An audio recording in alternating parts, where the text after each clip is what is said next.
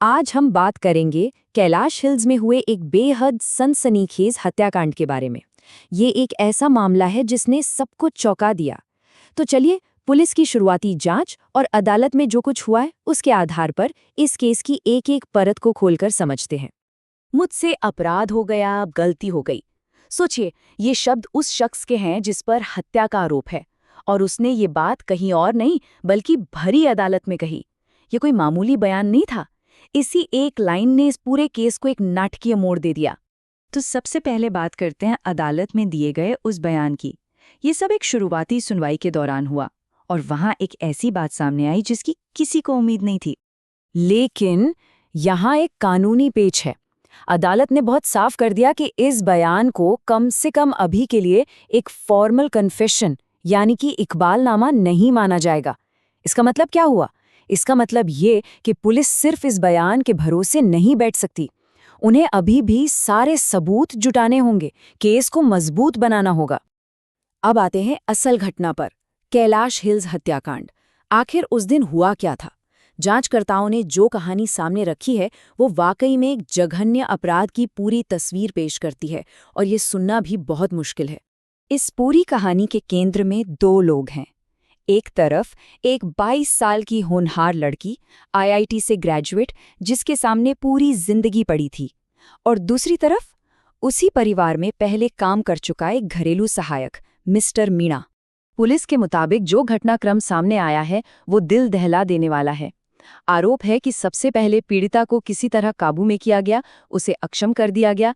इसके बाद बेहोशी की हालत में उसके साथ कथित तौर पर रेप किया गया, और ये वहशीपन यहीं नहीं रुका। फिर उसके शरीर को सीढ़ियों से नीचे घसीटा गया, एक लॉकर तोड़ा गया और घर से कैश और गहने चुरा लिए गए। तो सवाल उठता है कि इतनी हैवानियत क्यों की गई? यही हम आते हैं इस केस के सबसे अजीब पहलू पर, फिंगरप्रिंट का मकसद। आरोपी ने जो वजह बताई वो भी उतनी ही चौंकाने वाली है। मकसद था एक लॉकर। जी हाँ, आरोपी ने दावा किया कि घर के अंदर एक लॉकर खोलने के लिए उसे पीड़िता के फिंगरप्रिंट्स की जरूरत थी, और सिर्फ इसीलिए उसने ये सब किया। और जब फिंगरप्रिंट से काम नहीं बना तो लॉकर को एक पेचकस से तोड़ दिया गया।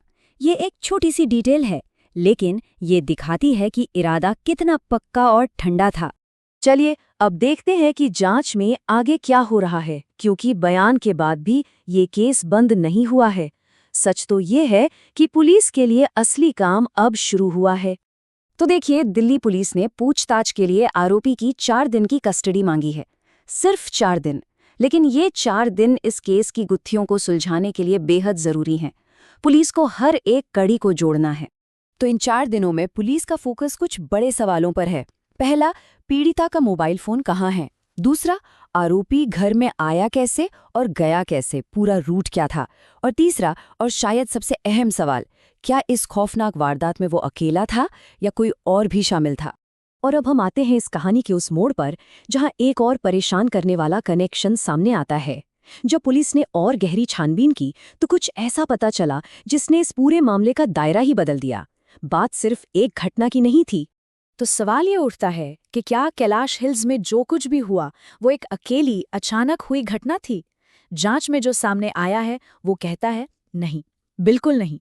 पता चला है कि पुलिस आरोपी के खिलाफ राजस्थान के अलवर में हुए एक बिल्कुल ऐसे ही मामले की भी जांच कर रही है।